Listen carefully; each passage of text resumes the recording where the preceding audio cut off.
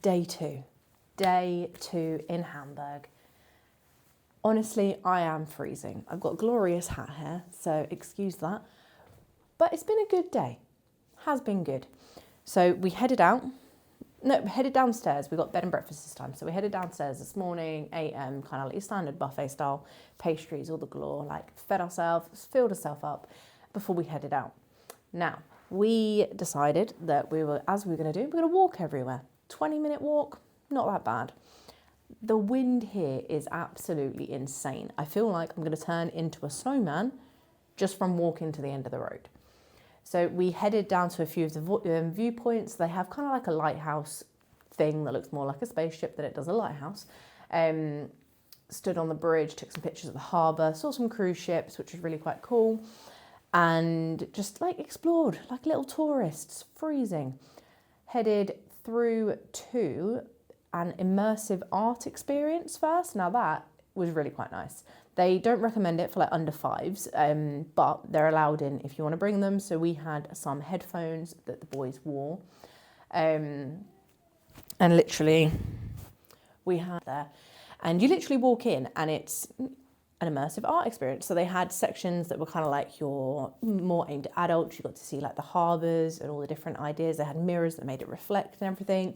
They had an infinity room that I walked in and literally were just mirrored walls everywhere. So it was a really tiny room, but obviously the mirrors around everywhere, it just looked like it was going on forever. So that was pretty cool. And then they had a section for the boys that they absolutely loved. So it was like you walked into this room and it was dinosaur themed. You could touch the dinosaur would jump up, run around, fly.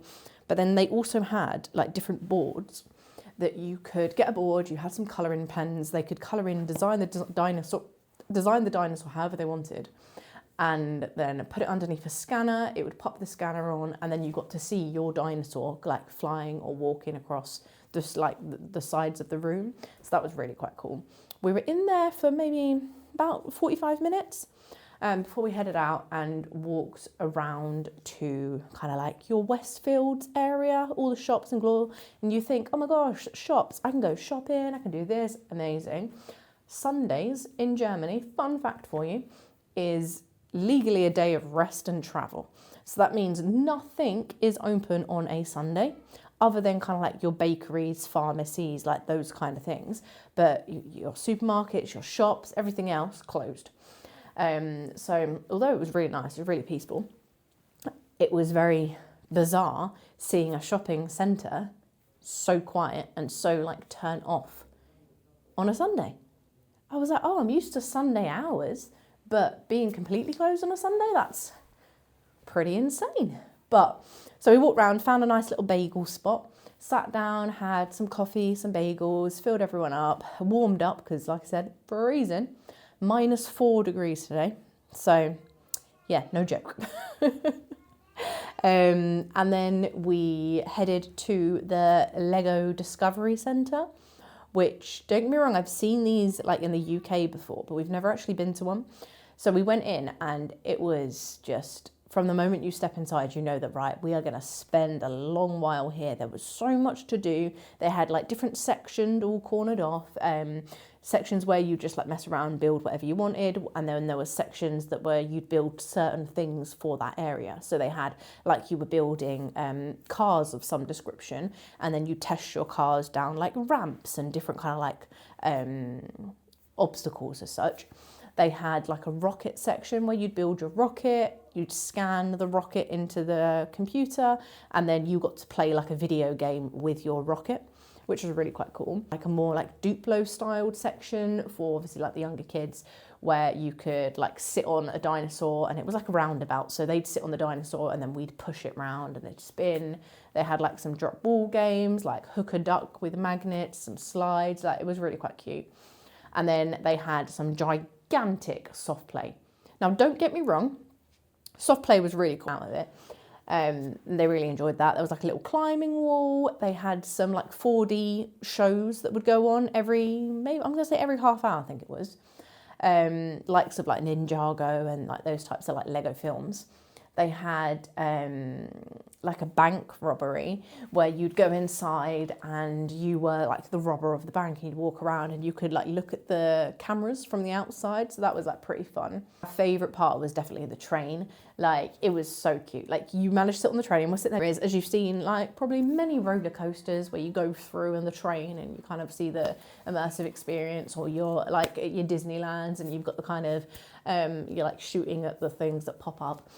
Kind of the same idea. So you drive around the track, you'd see all the cool like Lego things, and you'd come up to a screen and it would be like you're popping bubbles, and then you drive around to the next section and like you're shooting fish, and then you drive around to the next section and you're shooting spaceships. So it was really quite cool. And then it had like your scores on the front of your car, so it was everyone's like scores were going up when they were shooting to see who wins, and obviously I did.